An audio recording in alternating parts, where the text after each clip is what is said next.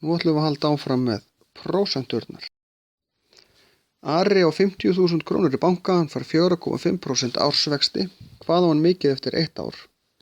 Þetta höfum við gert áður. 50.000 sinnum 1,045. Út úr þessu fáum við sláum þetta bara inn í vasareikni. 52.250 krónur. En hvað á hann eftir 3 ár? Jú, þá þurfum við að gera 50.000 sinnum 1,045 sinnum 1,045 sinnum 1,045. Einu sinni fyrir hvert ár. Því ef ég tek bara þessa tölu 2250 sem hann fekk fyrir fyrsta árið og þrefalda hana, þá fæ ég ekki nóg. Þá fæ ég, skulum sjá hvað við fáum hérna. Út úr þessu kemur svo mikið sem 57.058 krónur. Ef ég hefði þrefaldað þessa tölu, þá hefði ég fengið 4.500 eftir 2 ár. Ég hef fengið 6.750. Ég sjá að það er minna heldur en ég fæ í raun og veru. En eftir 10 ár, á ég þá að fara að skrifa þetta 10 sinnum? Nei. Og í raun hefði ég geta gert það með 3 árin líka. 50.000 sinnum 1,045 í 10. veldi. Ég hefði alveg geta sett 3. veldi á þetta áðan. Út úr þessu fæ ég 77.648 krónur. Þannig er hann komið með 27.648 í vexti. Ef ég hefði bara tífaldað það sem hann fær fyrsta árið, það er bara 22.000. Það munar 5.000 krónum á 10 árum þannig.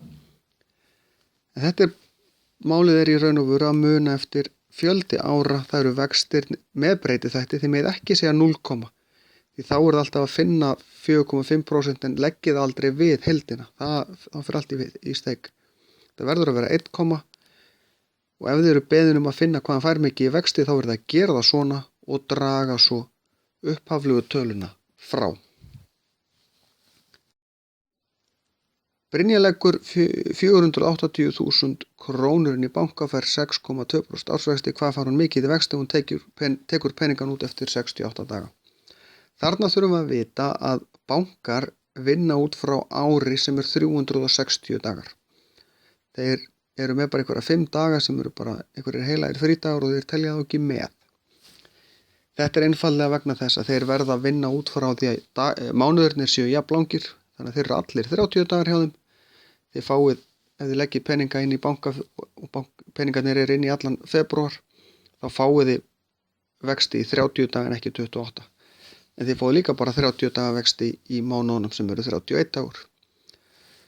Þannig að ef við eigum að reikna þetta, þá gerum við 480.000 sinnum 0,062, því að það er spurt hvað fær hún mikið í vexti, þá notum við ekki breytiþáttinn. En hvað er hún með peningana lengi inni í bankanum? 68 daga af 360. Þetta er hlutfall. Og út úr þessu kemur svo mikið sem 5.621 króna.